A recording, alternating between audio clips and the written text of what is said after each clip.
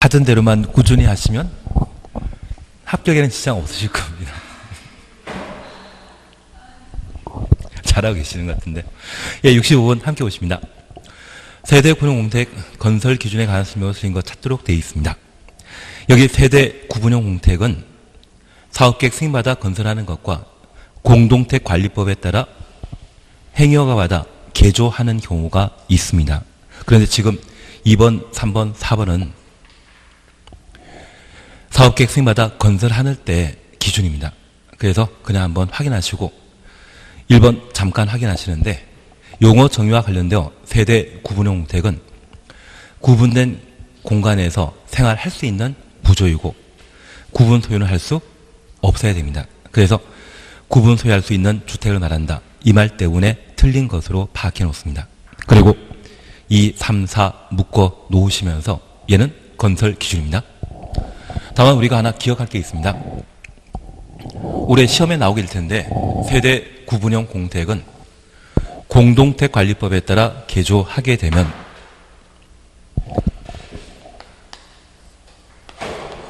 원래 한 개 공간인데 두 세대 이상이 생활 가능하도록 구분하기 때문에 구분하고자 할 때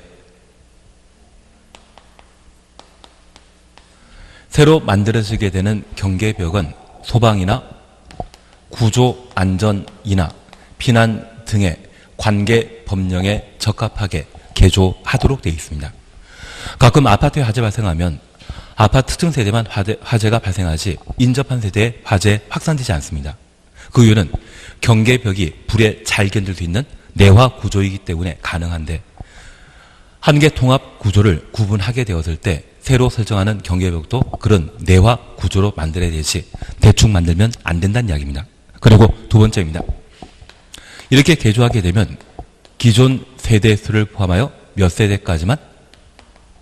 두 세대까지만 세대 구분형 공택으로 만들게 된다면 한 개 세대가 더 생활할 수 있는 공간만 만드는 것이지 두 세대, 세 세대가 함께 생활하는 공간은 아니라는 것을 확인해 주셔야 됩니다. 그리고 이렇게 개조하게 되면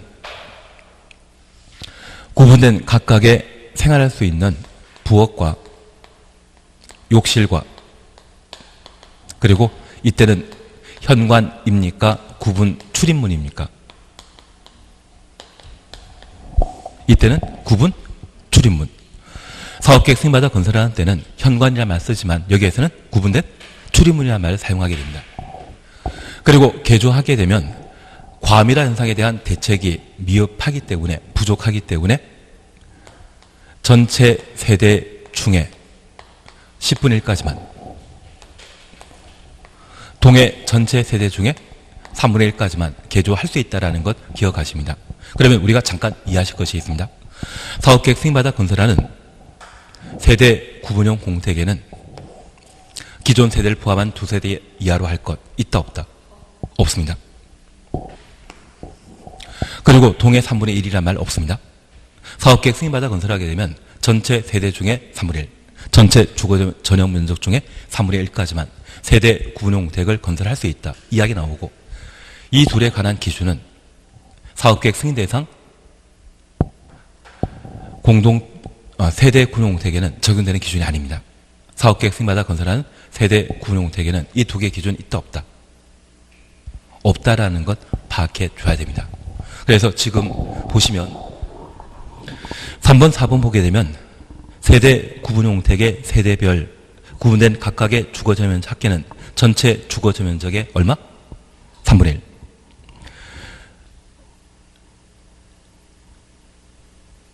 전체 호수의 3분의 1.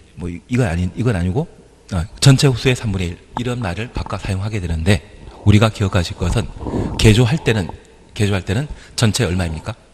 10분의 1. 동해 전체 세대 3분의 1. 주거적 면적에 관한 기준 따로 없다라는 것, 면적 기준 따로 없다라는 것을 꼭 한번 구분해 놓습니다.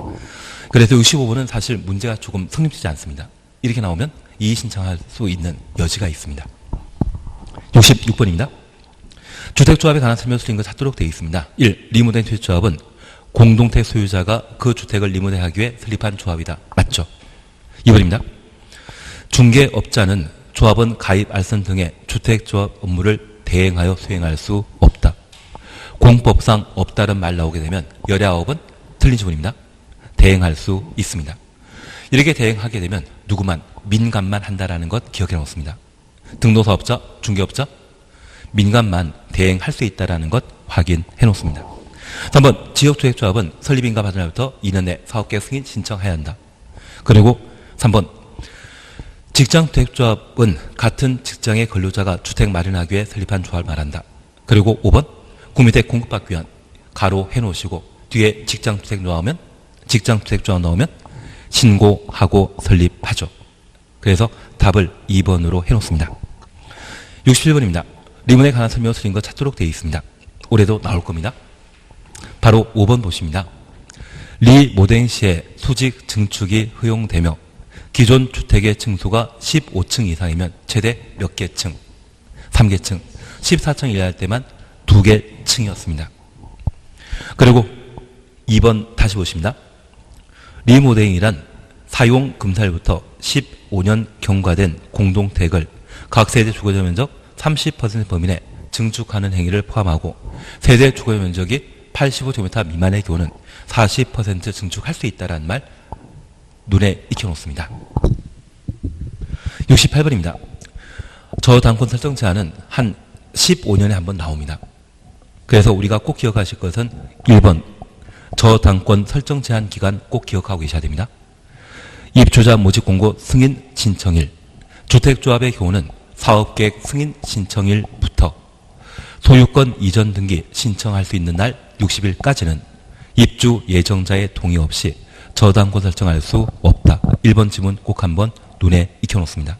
그래서 저당권 설정 제한 기간은 입주자 모집 공고 승인 신청일부터 소유권 이전 등기 신청 가능한 날 60일인데 주택조합인 경우에는 언제부터?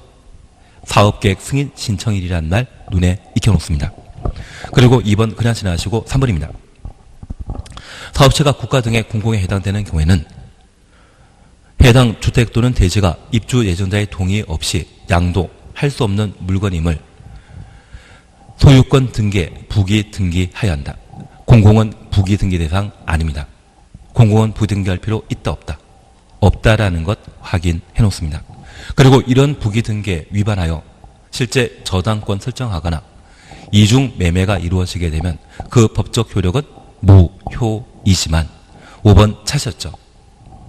사업체의 경영 부실로 입주 예정자가 그 대지 양수받은 경우에는 그 효력 유효하다. 사업체가 부도 파산하여 더 이상 주택건설 사업 하지 못한다고 하면 입주 예정자가 대지 소유권 취득하고 주택건설 사업을 직접 하는 경우가 있습니다. 그런 소유권 이전이라고 하면 예외적으로 유효합니다. 대신 이것 몰라 상관없습니다. 제가 부탁드리는 것은 저당권 설정 제한에 위반하면 그 효력은 무효라는 것 기억하시고 저당권 설정 제한 기간은 언제부터 언제까지인지 기간만 명확히 알아주십니다. 69번입니다. 주택 공급에 관한 설명을 드린 것 찾도록 되어 있습니다. 1. 국가 등의 공공이 사업체로서 복리설에 입주자를 모집하려는 경우 시, 군, 구청장에 신고할 필요 없다. 1번 맞습니다. 공공은 복리설에 대한 입주자 모집 시에 시, 군, 구청장에 신고할 필요 없었습니다. 2번입니다. 공공이 견본택 건설하는 경우 견본택에 사용하는 마감 자재 목록표 등을 제작하여 시, 군, 구청장에게 제출해야 한다. 맞습니다. 그리고 3번입니다. 관광특구의 40층 이상이거나 높이가 140m 이상의 아파트 건설 공급하는 경우 분양가 상한제 적용하지 않는다. 분양가 상한제 적용 대상은 제외하는 것은 50층, 높이가 150. 그래서 답을 3으로 해놓습니다.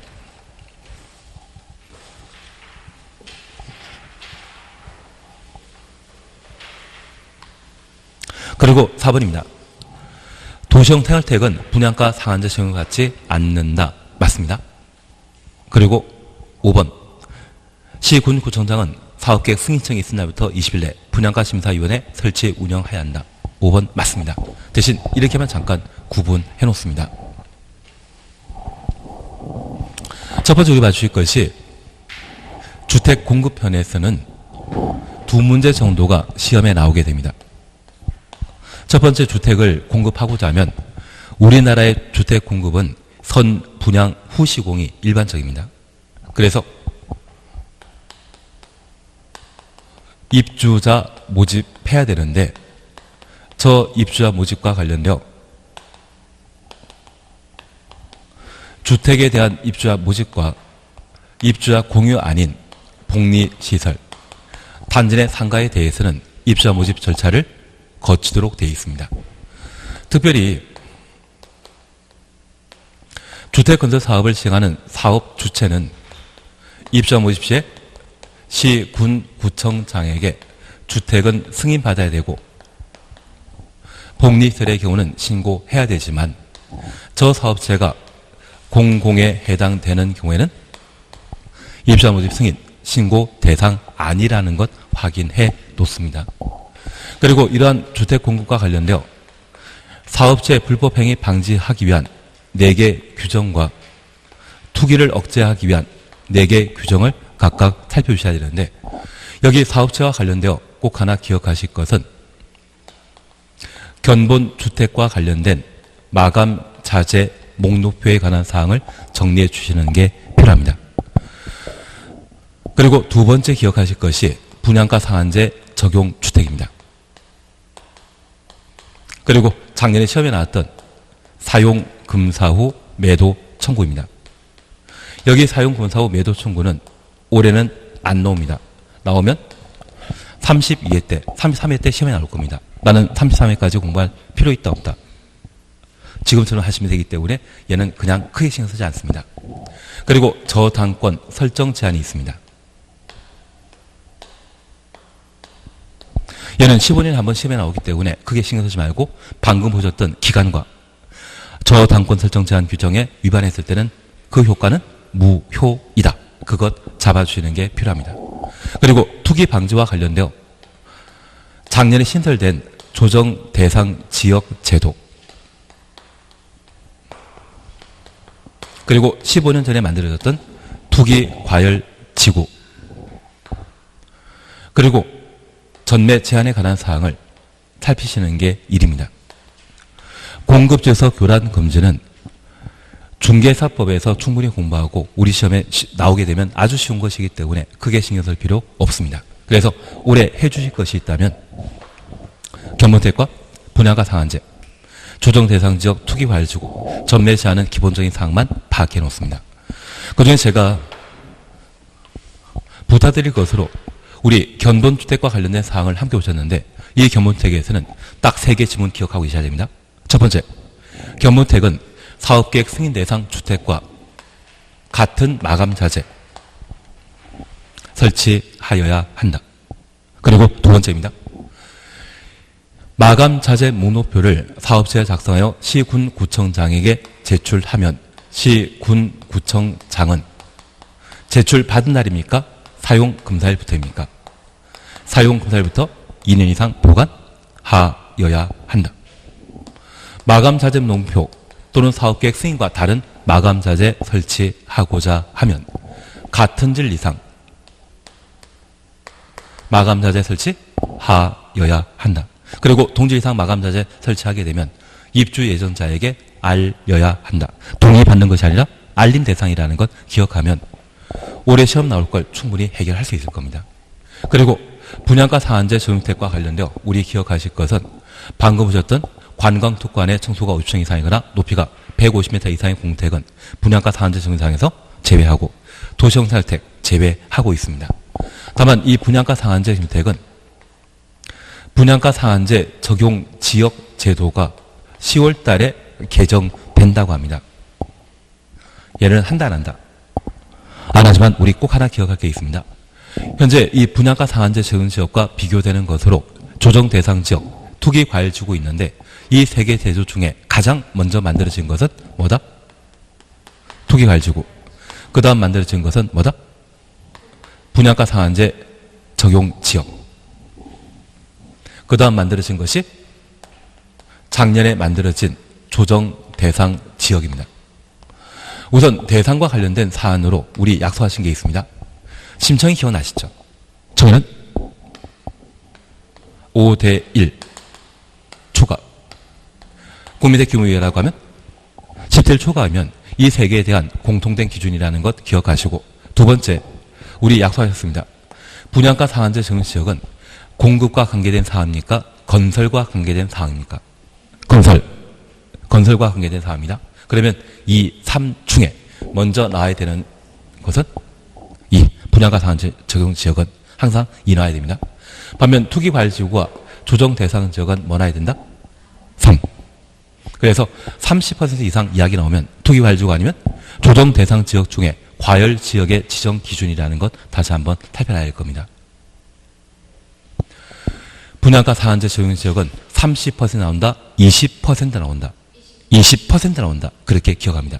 2배 초과 20%말 나오게 되면 분양가 상한제 적용 지역의 지정 기준이고 30%는 투기과열지구, 조정 대상 지역 중에 과열 지역의 지정 요건이 되게 됩니다. 그리고 대상 보셨다고 하면 이제 절차에 관한 문제 보시는데 하나 이해하실 것이 있습니다. 예전에 모든 권한은 중앙에서 가지고 있었습니다. 지방 분권이 이루어지면서 중앙에 가지고 있던 각종 권한이 지방자치단체에 이전했거든요. 여기 투기과열지구가 최초 만들어졌을 때 종전 국토교통부 장관이 가지고 있던 각종 권한을 시도의사는 욕심 냈겠습니까? 욕심 안 냈겠습니까? 욕심 냈었습니다. 그런데 이 투기과열지구를 지정할 수 있는 권한 가져보니 이거 지정했다가는 다음 선거 때 떨어지기 딱 좋거든요. 투기과열지구를 지정한 시도의사는 있다 없다? 없습니다. 그리고 이 투기과열지구의 본질을 알고 나서 그 다음에 만들어진 분양가 상한제 적용 지역과 조정 대상 지역의 지정권에 대해 이 분들은 욕심 냈겠습니까? 욕심 안 냈겠습니까? 욕심 안 냅니다. 써먹지 못할 일 욕심 낼 필요가 없지 않겠습니까? 그래서 분양가 상한제 적용 지역과 조정 대상 지역의 지정권은 오직 누구만? 국장만 가지게 됩니다. 그리고 특별히 저 투기과열지구 등을 국토교통부 장관이 지정하고자 한다면 하급관청에 의견 청취하도록 되어 있는데 시군구청장에 의견 청취한다? 시도의사에게 의견 청취한다. 시도의사에게. 만약 이것 건너뛰고 시군구청장이 직접 의견 청취하면 그건 패싱입니다. 행정청은 위계 질서가 명확하기 때문에 패싱하면 된다 안 된다? 안 됩니다. 다만 이 투기과열지구 지정 시에는 시도의사도 지정 권한을 가지고 있기 때문에 시도의사가 제시한 의견에 대해서는 검토하고 검토한 의견을 뭐 해야 된다? 회신하도록 되어 있습니다. 저 회신에 관한 제도는 분양가 상한제 적용 지역과 조정 대상 지역에는 있다 없다? 없습니다. 회신은 어디에만? 투기과열지구에만.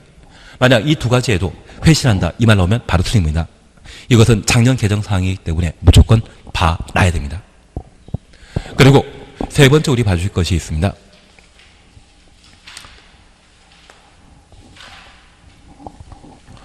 우리 공법과 관련된 각종 규제는 목적 달성하기 위한 필요 최소 한도의 원칙에 따라 각종 규제에 관한 제도를 지정할 수 있습니다. 투기과열지구는 최소한의 범위를 한다. 최대한을 한다. 최소한. 분양가 상한제 지역 마찬가지입니다.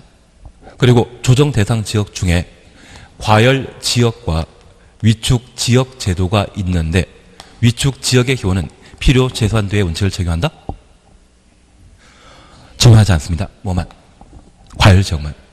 위축 지역은 규제 풀어주는 것이기 때문에 필요 최소한 원칙을 적용할 필요 없는 겁니다. 그러면 이제 우리가 다시 하나 봐주실 것은 이런 원칙에 근거하여 지정 요건, 지정 사유가 없어졌다. 지정권자가 인정하면 해제할 수 있다. 해제해야 한다. 해제하여야 한다. 지정 사유가 없어졌다고 지방자치단체장이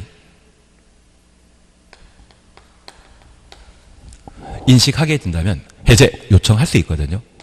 그러한 해제 요청이 있으면 세 개 다 며칠 이내? 40일 이내 통보하도록 되어 있습니다. 그래서 투기과열지구에 있던 지정 해제 요청과 관련된 절차를 나머지 두 개 제도에서도 그대로 인용해서 서술하고 있는 겁니다. 해제 요청하면 며칠? 40일 내 해제 여부 결정하여 통지하도록 되어 있습니다. 그리고 이 세 개 제도 중에 제일 먼저 만들어진 투기과열지구에만 시도의사가 욕심내어 투기과열지구 지정권을 가졌기 때문에 국토교통부 장관은 몇 년마다? 1년마다 재검토한다. 여기 재검토란 말 보게 되면 보이는 글자 수는 3글자이지만 내 마음에 보이는 수는 1. 누구만? 국장만. 그래서 타당성을 위한 재검토란 말 보게 되면 그때는 몇 글자입니까? 내 마음속에는 5글자이고 5년마다 타당성이라는 말 없이 그냥 재검토라는 말만 달랑 있으면 내 마음의 숫자는 몇 개이다? 하나이다. 그래서 1년마다. 그래서 투기과일지구 조정대상지역, 분양가 상한제 적용지역 저 세 가지를 저렇게 비교해 주셔야 됩니다. 잘 나옵니다. 예. 이제 나오는 거는 다 이제 아셨습니다. 출제위원급입니다. 70번입니다. 전매 행위 제한에 관한 설명 틀린 거 찾도록 되어 있습니다. 1번입니다. 제한되는 전매에는 매매, 증여, 상속 동그래 놓습니다. 포함된다? 상속은 사람의 사망을 기인한 법률 행위로서 투기와 관계없죠. 그래서 상속은 제외시킵니다. 그리고 2번입니다. 투기 발주국에 건설 공급되는 주택의 입주자로 선정된 집이 주택의 입주자로 선정된 집이 가로 해놓습니다. 전매 제한 기간은 입주자 모집하여 최초 해당 주택 입주자로 선정된 날부터 해당 주택에 대한 소유권 이전 등기일까지로 한다. 소유권 이전 등기를 추천했습니다. 다만 이 기간이 5년 초과 시에는 전매 제한 기간은 5년을 한다. 2번 맞습니다. 그래서 투기 관리주의 전매 제한 기간은 언제부터 언제까지? 입주자 선정일부터 소유권 이전 등기일까지 최대 몇 년? 5년. 그런데 우리 다시 하나 봐줄 게 있습니다. 주택의 입주자로 선정된 집이 가로 해놓으셨죠. 얘는 주택이다, 분양권이다. 분양권입니다. 그래서 우리 하나 이해하실 것은 입주자로 선정된 날 그리고 소유권 이전 등기 하는 날까지는 분양권이고 소유권 이전 등기 후에는 주택입니다. 그래서 분양가 그래서 투기 과일지구와 조정 대상 지역의 경우에는 분양권만 전매 제한 대상이고 소유권 이전 등기 이후 주택은 전매 제한 대상이다 아니다? 아닙니다. 분양가 상한제 종택과 공공택지에 건설을 한 주택의 경우는 소유권 이전 등기 이후 주택도 전매 제한 대상이지만 투기 과열 지구와 조정 대상 지역의 경우에는 뭐만? 분양권만. 분양권은 언제부터 언제까지입니까? 입주자 선정일부터 소유권 이전 등기일까지를 분양권이라 하고 그 분양권 거래만 제한하는 것이 투기 과열 지구 조정 대상 지역의 전매 제한 대상이 되게 됩니다. 주택은 전매 제한 대상이다 아니다? 아니다. 그것 잡아주셔야 됩니다. 그리고 3번 그냥 지나십니다. 4번 필요 없습니다. 5번 잘 모릅니다. 답은 1번으로. 71번입니다. 공공택지 외에 택지에 국토교통부 장관이 정하여 지정하는 분양가 상한제 적용 지역의 지정 기준으로 빈칸에 적합한 내용 찾도록 되어 있습니다. 우선 첫 번째, 직전으로부터 소급하여 3개월 사이에 주택가격 상승률이 지도 물가 상승률의 몇 배? 지금 분양가 상한제 적용 지역은 2가 나와야 됩니까? 3이 나와야 됩니까? 2, 2배 초과한 지역입니다. 그리고 직전으로부터 소급하여 12개월간의 아파트 분양 가격 상승률이 물가 상승률의 얼마? 2배 초과한 지역. 직전으로부터 소급하여 3개월간의 주택 매매 거래량이 전년 동기 대비 얼마? 20% 이상 증가한 지역. 그리고 청인은 5대1 초과, 10대1 초과이죠.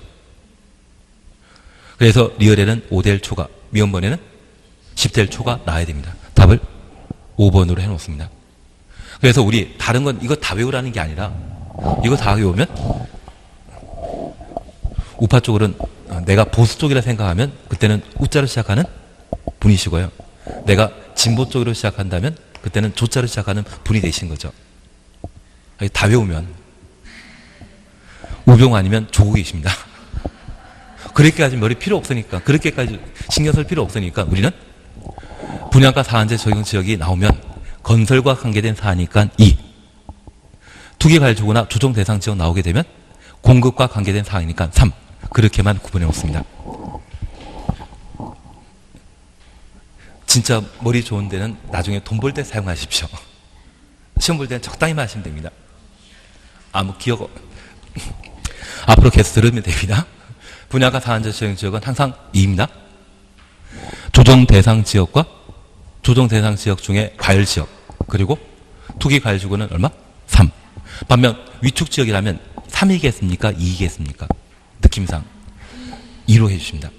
과열 지역이 3이라고 하면 위축 지역은 2로 기억해 놓는 겁니다. 위축 지역은 시험에 안 낼 겁니다. 그같이 사이 내는 사람 없습니다. 72번입니다. 단독택, 공동택에 관한 쓰며 쓰인 거 찾도록 되어 있습니다. 5번 바로 오십니다. 단독택 종류에는 단독택과 다중택, 다세대가 아니라 다가구 주택 공간이 있고, 공동택에는 아파트 립 다가구가 아니라 다세대 기숙사가 있습니다. 이거 틀리면 사람이 아닙니다. 이건 진짜 틀리면 사람 아닙니다. 아니, 처음 시작했을 때는 모르겠지만, 지문이 그래서 틀리는 건 어쩔 수 없지만, 알겠습니다. 하여튼 5번입니다. 이건 시험에 나올 일도 없고, 기본적인 것으로 지나갑니다. 73번입니다. 건축 허가와 매도 청구에 관한 설명 드린 것 찾도록 되어 있습니다. 1번입니다. 분양 목적이라는 공동택, 가로 해놓습니다. 분양 목적의 공동택에 건축 허가 받고자 하면 100% 대지 소유권 확보해야 됩니다. 근데 우리 80%의 말은 3번에서 나오는 것이죠. 공유 관계가 인정되는 건축의 노후와 구조안전 문제로 건축을 신축, 개축, 재축, 리모델링 하고자 한다면 공유자 총수의 80, 전체 지분의 80% 이상 동의받은 때 건축 허가 받을 수 있죠. 그래서 3의 경우에만 80% 나오는 것이지 나머지는 100% 소유권, 사용권 확보하도록 되어 있고, 특별히 분양 목적의 공동택의 경우는 건축 허가 받고자 하면 100% 대지 소유권 확보해야 됩니다. 그래서 답을 1번으로. 2번 바로 보십니다. 건축주가 대지 소유권 확보하지 못하였으나 그 대지 사용할 수 있는 권한 확보한 경우는 건축 허가 받을 수 있다. 맞습니다. 분양 목적이라는 공동택은 포함한다, 제외한다? 제외한다. 분양 목적으로 하는 공동주택 건축 허가 받고자 한다면 100% 소유권 확보해야 되죠. 4번 그냥 지나가시고 5번 사전 협의가는 얼마이다? 3개월. 우리가 잠깐 구분해 주실 것이 있습니다. 건축법에서는 적용 범위와 건축 절차, 건축물 안전과 관련된 건축 제한, 그리고 위반 건축물과 관련된 이행 강제금, 이 네 파트가 나오게 됩니다. 그 중에 이행 강제금 올해 시험 나옵니다. 그리고 적용 범위와 관련되어서는 건축물과 건축물 관련 행위를 살펴주시는데, 올해 건축물과 관련된 사항 하나 아니면 두 문제 나옵니다. 무조건 나옵니다.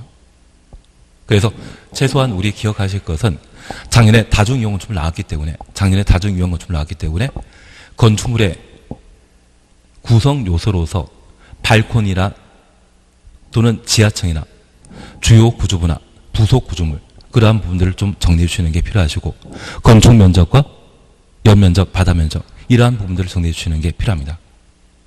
그리고 우리 신고 대상 공작물로서 이용담 사광 8구라는 말 기억해 주시는 게 필요하십니다. 그걸 해주신다고 하면 이쪽 문제는 어느 정도 해결되십니다.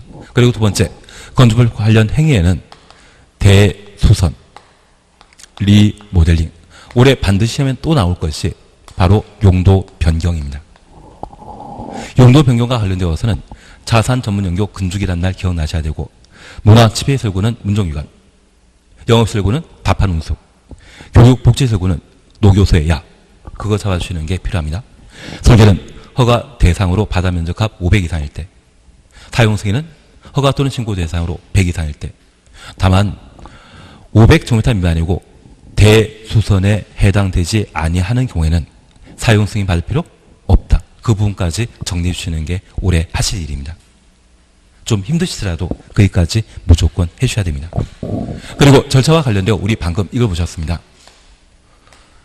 내가 살 집은 내 마음대로 만들 수 있다? 허가받아야 된다. 허가받아야 됩니다. 그러면 건축 허가 받고자 할 때 갖출 요건이 몇 개 필요한데 이러한 요건 중에 첫 번째가 대지에 대한 소유권이나 사용권을 확보하도록 되어 있습니다. 그에 관한 문제를 우리가 방금 보셨습니다. 특히 분양 목적의 공동택의 경우는 오직 무엇만? 소유권만. 그리고 두 번째 봐주실 것이 안전영향평가 제도가 있습니다.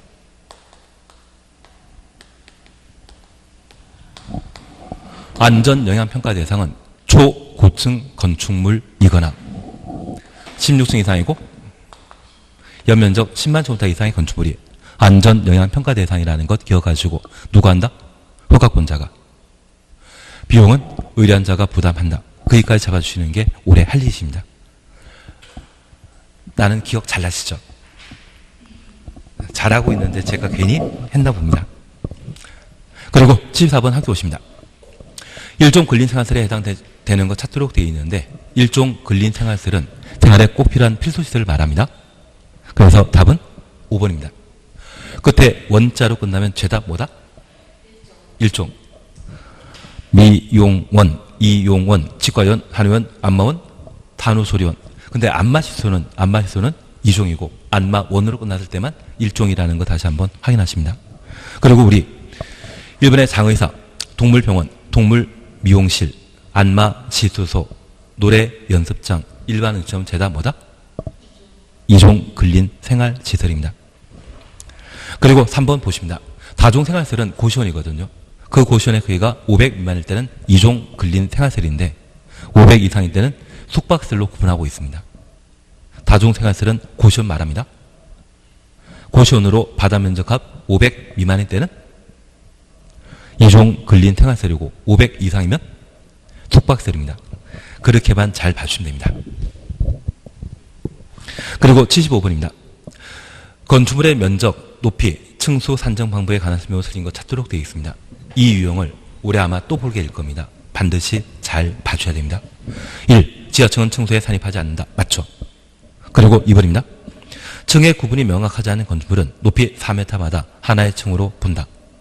맞습니다. 그리고 특정 부분의 층수가 서로 다른 경우에는 그중 가장 많은 층수를 건축물 층수로 본다. 맞습니다. 그리고 3번입니다. 건축물 로대 바닥 나오게 되면 1.7입니까? 1.5입니까? 1.5입니다. 그래서 3을 틀린 답으로 해놓습니다. 그리고 층고는 그냥 지나가시고 윗면이란 말 두 번 나오면 됩니다. 그리고 5번 기둥 벽에 구획이 없는 건축의 바닥 면적은 지붕 끝부분부터 1m 우태가 둘러싸인 수평통의 면적으로 한다. 맞습니다. 그래서 답을 3번으로 해놓습니다. 근데 제가 부탁드린 게 있었는데 우선 우리가 첫 번째 봐주실 것은 건축 면적과 관련된 이야기를 함께 본 적이 있습니다. 여기 건축 면적은 바닥 면적이 정리되지 않았다면 절대 보는 거 아닙니다. 바닥 면적 정리되고 보는 것이지. 그래서 한 장짜리도 아예 다루지 않았습니다. 대신 나중에 아마 다른 기회로 보게 될 겁니다. 여기 바닥 면적은 첫 번째 평면적 개념으로서 하나의 건축물의 외벽, 외곽, 기둥, 중심을 둘러싸인 수평적 면적을 건축 면적이라 하고 이러한 건축 면적과 관련되어서는 예외 규정을 두게 됩니다. 일부는 포함시키고 일부 제외하는 것이 있는데 첫 번째 우리 이해하실 것이 있습니다. 여기 공제에 관한 사항으로 특별히 처마라고 하는 것이 있습니다. 처마라고 하는 것이 있습니다. 이 처마는 우리 1962년도에 건축부에 최초 제정되었을 때 콘크리트 건물이었다. 지붕 있는 한옥이었다. 한옥이었습니다. 그러면 이 지붕 끝부분을 처마라는데 얘를 하늘에 내려다보면 이 처마 있는 부분이 있고 저 처마 안에 이 벽으로 둘러싸인 공간이 있거든요. 이 처마 부분 전부를 건축 면적에 반영한 것은 좀 무리라 해서 예외 규정을 마련하게 됩니다. 그래서 이 처마 있는 때에 원칙적으로 처마 끝부분부터 1m 우태여 둘러싸인 수평 투영 면적만 건축 면적에 반영하도록 되어 있습니다.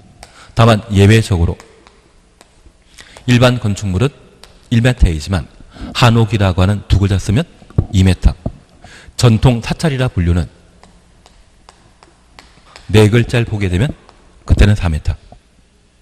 올해 개정된 사항으로 우리 아파트 단지에 전기 자동차 충전소 만들지 않았습니까? 그 전기 자동차 충전소 만들 때 이런 지붕 있는 구조를 만들게 되면 사업계획 승인 대상 공택에 만들어진 전기 자동차 충전소이거든요. 그때는 얼마? 2m. 전통 사찰일 때는 4. 한옥. 전기 자동차 충전소 이야기 나오면 그때는 2로 각각 구분해 놓습니다. 그리고 이 건축 면적에서 아예 배제하는 것이 있습니다.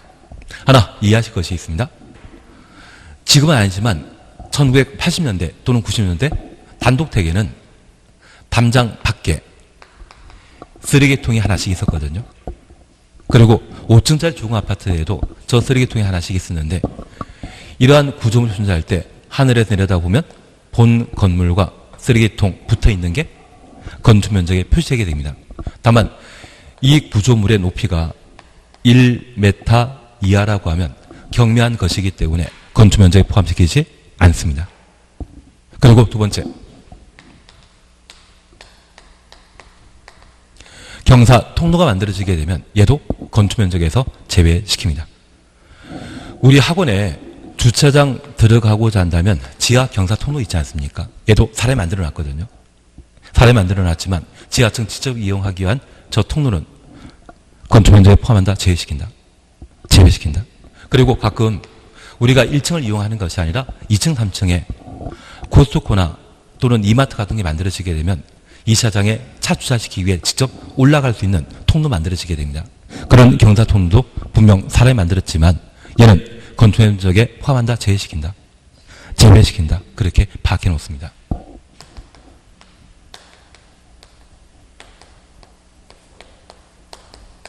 그리고 생활 폐기물 보관함 면적. 여기 생활 폐기물 보관함 면적은 건축 면적에서 제외시킵니다. 다만 제가 하나 부탁드리는 것은 이게 공동주택에 만들어져 있다면 공동주택에서는 건축 면적과 바닥 면적에서 제외시키는데 공동택을 제외한 오피텔 또는 단독택에 만들어지게 되면 얘는 뭐만? 건축 면적에서만 제외시킵니다. 그래서 우리 이거 기억나십니까? 공동택 지상층에 설치한 전기실, 기계실, 어린이 놀이터, 조경시설, 생활 폐기물 보관함 면적은 바닥 면적에서 제외시킨다. 제가 이렇게 이야기 드리는 이유는 다른 거 없습니다. 작년에 그게 시험 나왔거든요. 바닥 면적 시험에 나왔기 때문에 올해는 건축 면적 쪽을 해야 되는데 이걸 정리해 주셔야 됩니다. 힘 안 된다고 하면 힘들다 싶으시면 그때는 바닥 면적만 하고 말아버리자. 대신 능력 된다고 하면 여기까지 넘어가자.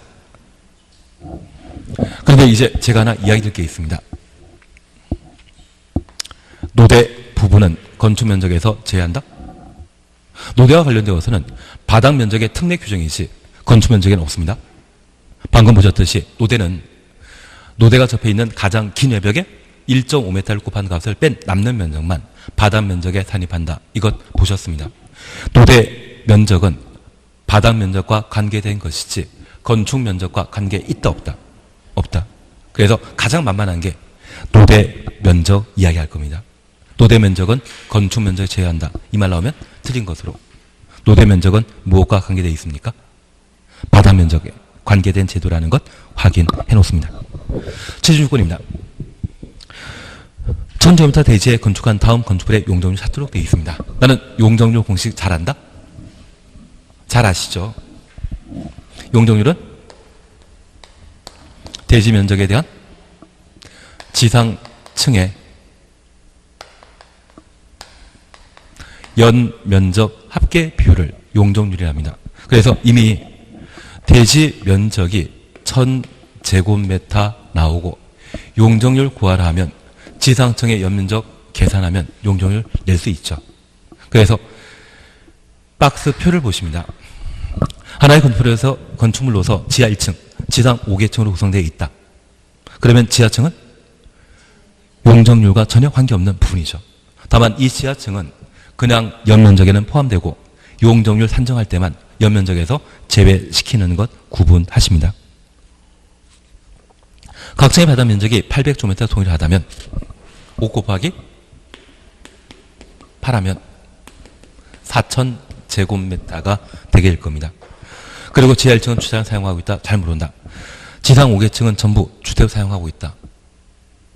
그러면 필로티 구조도 없고 이상한 것도 없다면 얘는 지상층의 면적은 4000제곱미터이기 때문에 용적률은 400%이죠. 그래서 답을 4번으로 해놓습니다. 그래서 얘는 계산 문제가 나오지만 학계로 나오는 계산 문제와 비교하면 시간 좀 먹기죠. 개론과 비교하면 얘는 그냥 공짜지 않으십니까? 계론보다 더 어렵다? 계산이 공식이 계론보다 쉽지 않습니까? 나오면 반갑게 생각해 주셔야 되지 무슨 공법의 계산 문제냐 그러지 마십시오. 이 정도는 진짜 쉬운 겁니다. 77번입니다. 시장 군수가 건축 허가할 때 미리 도지사의 승인 받아야 되는 것 아닌 것 찾도록 되어 있습니다. 1번, 2번 묶어놓습니다. 도에 속한 시군에 층수가 21층 이상이거나 연면적 10만 제곱미터 이상의 건축물을 시장 군수가 건축 허가하는 때는 도지사의 승인 받도록 되어 있습니다. 공장, 창고 포함한다, 제외한다. 그리고 2번, 자연환경 수질보호란 말 보게 되면 우리 생각나는 게 있습니다. 간첩이 자수하면 3천 땡겨주지 않습니까? 자연환경 수질보호란 말 쓰고 3층 이상이거나 연면적 1000제곱미터 이상의 5가지 공동택과 유락시설, 숙박시설, 일반 음식점, 일반 업무시설 5가지는 도지사가 지정 공고하는 구역인 경우에는 도지사의 승인받은 때만 시장 군수가 건축 허가할 수 있다. 자수 시에는 3천입니다. 그런데 우리 3번 보게 되면 자연환경 수질보호란 말 나오고 도지사가 지정 공고한 구역이라는 말이 나오고 연면적 1000, 층수가 3층 나왔는데 이종 근린 생활시설 없습니다. 업무시설 본 적 없습니다. 그냥 업무시설이 아니라 일반 업무시설, 일반 음식점, 유락시설, 숙박시설, 공동택 5가지이지 이종 근린 생활시설 업무시설은 전혀 무관합니다. 그래서 답을 3번으로 해놓습니다. 그리고 4번에 자수의 3천이란 말, 자수시의 3천이란 말 우리 확인할 수 있는데 유락시설, 숙박시설, 공동택 왜? 일반 음식점과 일반 업무시설 나와줘야 되죠. 그리고 5번 주거환경, 교육환경 등의 주거환경 보호 주거환경부터 주변환경까지 가로해 놓으시고 이때는 규모에 관계없는 유락시설, 숙박시설이 도지사의 사전 승인 대상인 것 확인해 놓습니다. 78번입니다.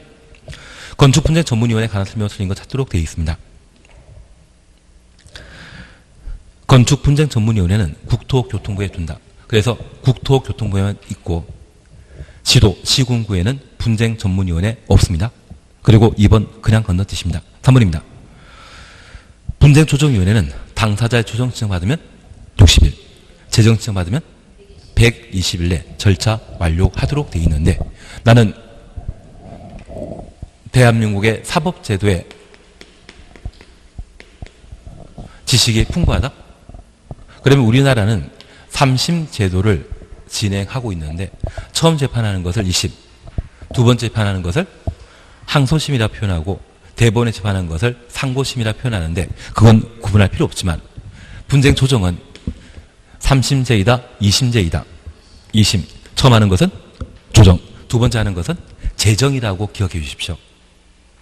처음 하는 것은 조정, 두 번째 하는 것은 재정. 그러면 처음 하는 것은 며칠? 60일. 두 번째 하는 것은 며칠? 두 번째 하기 때문에 60 곱하기 하면 120 나오지 않겠습니까? 그래서 조정은 60일, 재정은 120일 내 절차 마치도록 되어 있습니다. 4번 워낙 훌륭한 내용이기 때문에 신경 쓰지 마십시오. 그리고 5번입니다. 당사자가 조정안 소략하고 조정서에 기명 날인하면 당사자 간의 조정서와 동일한 내용의 합의 성립된 것으로 본다. 합의 추천없습니다. 이 합의 대신 재판상 화해란 말 쓰게 되면 틀립니다. 재판상 화해란 말 쓰게 되면 그때는 기판력 인정되는 재판 결과를 의미하는데 이 합의는 합의를 했지만 상대방이 약속을 이행하지 않는다면 소송이 또 진행될 수 있거든요. 그런 의미를 가지기 때문에 재판상 화해란 말 쓰면 되지 않고 뭐라 표현한다? 합의라는 말만 사용한다. 그렇게 구분하십니다. 그래서 건축분쟁전문위원회는 지금 조정기관과 재정기관만 명확하게 구분해 놓습니다. 어디에 만들어져 있다? 국토교통부에 만들어져 있고 시도, 시군구 단위에는 있다 없다? 국토교통부에 존재한다. 그렇게 파악해 놓습니다. 두 개만. 조정기간은 60일, 재정기간은 120일이고 분쟁조정위원회는 어디에 있다? 국토교통부에만. 79번입니다. 농지법에 관한 설명 틀린 것 하도록 되어 있습니다. 1. 주말 체험농농과 관련되어서 1000제곱미터 미만이죠. 그리고 2번 잘 모릅니다. 대신 공법에 끝에 없다로 나와 있으면 19번 틀린 질문으로. 농지법은 기본적으로 5번 찍는 게 약속인데 5번 찍고자 하는데 5번 대신 앞 끝에 지금처럼 없다로 나와 있으면 그때는 그걸 찍는 게 더 유리하지 않을까 싶습니다. 2번 답입니다. 2번 답입니다. 3번입니다. 농지 소유자는 3개월 이상 국외 여행 중에 소유 농지를 위탁 경영할 수 있다. 3번 맞습니다. 대신 제가 이 말 다시 하나 부탁드릴 게 있습니다. 어차피 농지법은 4파트로 구성되어 있습니다. 첫 번째, 농지법의 적용 대상. 두 번째, 농지에 대한 소유. 세 번째, 농지에 대한 사용. 네 번째, 농지에 대한 보전. 그중에 적용 범위와 관련되어서는 농지에 관한 개념과 농업인에 관한 개념이 있고 저 농업인이 직접 농사 짓는 것을 자경이라고 저 농업인이 전문가에게 농산일을 맡기는 것을 위탁 경영이라 표현합니다. 얘를 뭐라 표현한다? 농업 경영이라 표현합니다.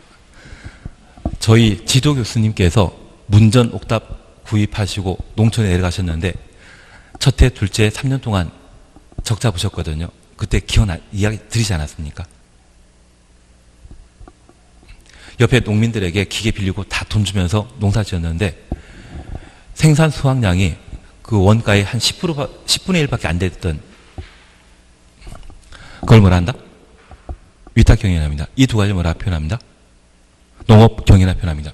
그러면 우리가 잠깐 이해하실 것은 방금 보셨던 주말 체험 영농이라면 걔는 농업 경영이다, 취미 생활이다. 취미 생활입니다. 그리고 농지를 임차인에 빌려주는 것이 있다고 하면 그것은 농업 경영이다? 농업 경영 아니다. 이건 아니라는 거 기억해 놓습니다. 그리고 두 번째 이제 봐줄 게 있습니다. 여기 위탁 경영과 관련되어 외국에 3개월 이상 여행하게 되면 위탁 경영 가능한데 농지에 대한 임대차도 가능합니다. 그래서 외국에 3개월 이상 여행 가게 되면 임대차 가능하다라는 거 기억해 놓습니다. 대신 그때 임대차 기간은 항상 몇 년? 3년. 근데 농업인이 선출직에 당선되어 국정활동을 하게 된다고 하면 또는 군에 입대했다고 하면 요즘 2년 다녀오면 되거든요. 그 2년 동안 군대에서 군인 생활하게 되면 농지를 임대차하게 되었을 때 반드시 3년을 해야 된다. 3년 미만을 할 수 있다. 3년 미만을 할 수 있습니다. 그거 잡아주시는 게 필요합니다. 대신 우리 항상 약속하셨습니다. 여기 농업인과 관련되어 농지를 소유한 면적이 1000제곱미터 이상 온실이라고 하면 330 그리고 농업에 종사하는 기간은 얼마?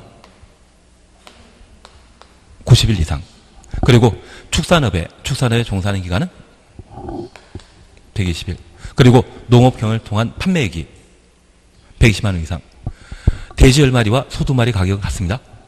돼지 10마리와 꿀벌 10통은 가격 같다라는 거 기억하시고 그 돼지를 소가축이랍니까? 중가축이랍니까? 중가축. 소가축은 100마리. 가급류는 1000마리. 사육하고 있는 자는 모두 농업인이라는 거 다시 한번 살펴놓습니다. 예, 그렇게만 해주시면 되십니다.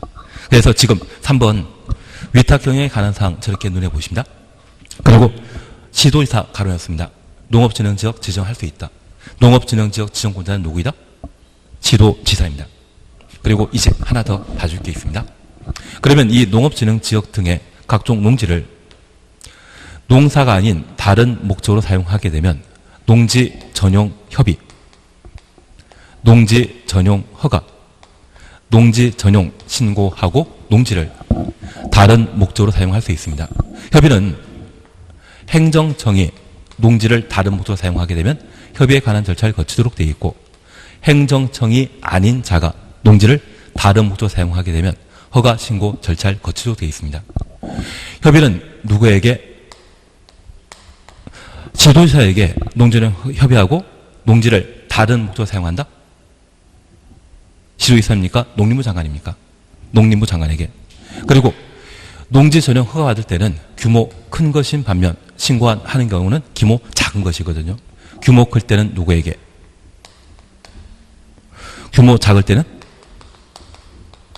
시군구청장에게. 그래서 우리가 꼭 기억하실 것은 농업진흥지역 지정한 자는 분명 지도이사이지만, 농업진흥지역 지정권자는 지도이사이지만, 농지를 다른 목적으로 사용하고자 한다면 농림부 장관 또는 시군구청장에게 전용 허가, 전용 신고에 관한 절차를 거친다. 그렇게 구분해 놓습니다. 다시 4번 보십니다. 농업진흥지정권은 누가 가지고 있다? 시도이사. 그리고 5번 대리경작기간은 3년으로 정해놓게 됩니다. 답을 2번에 놓습니다. 8번입니다. 80번입니다.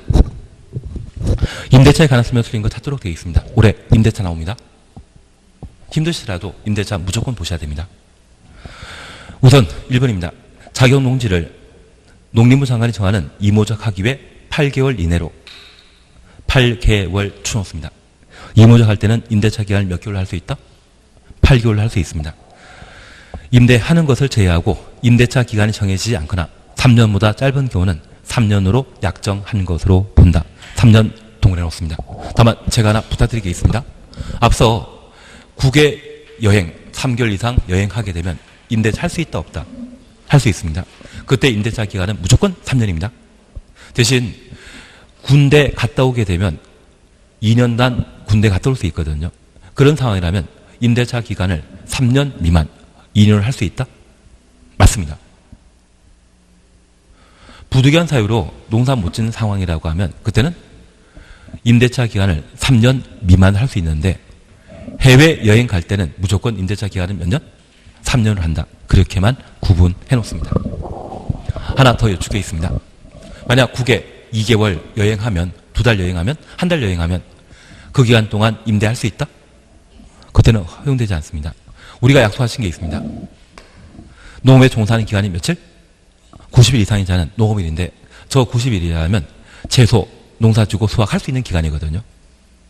그래서 수확할 수 있는 기간 3개월 고려해서 농지법에는 무조건 3개월 놔야 됩니다. 농지법에 기간 나오면 항상 몇 개월? 3개월 나와야 되고, 2달 나오면 무조건 틀린 겁니다. 4번입니다. 2번입니다. 농지법에 위반한 약정으로 임차인의 불리한 규정은 효력 없다. 맞습니다.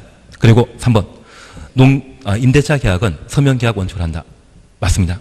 그리고 4번입니다. 임대농지의 양수인은 임대인의 지를 승계한 것으로 본다. 앞으로 승계란 말 보게 되면 그때 분다란 말을 나왔을 때 항상 옳은 지문으로 봐주셔야 됩니다. 승계한 것으로 본다. 승계 나오면 본다입니다. 그리고 5번입니다. 임대차 계약은 등기 없는 경우에도 임차인이 농지 소재지 관할하는 시군구청장이 아니라 이때는 시구읍면장 나와야 됩니다. 시구읍면장을 바꿔놓습니다. 그러면 농지법에 시구읍면장은 딱 2번 나옵니다. 지금 이때 임대차 계약과 관련된 확인하는 자가 시구읍면장이고요.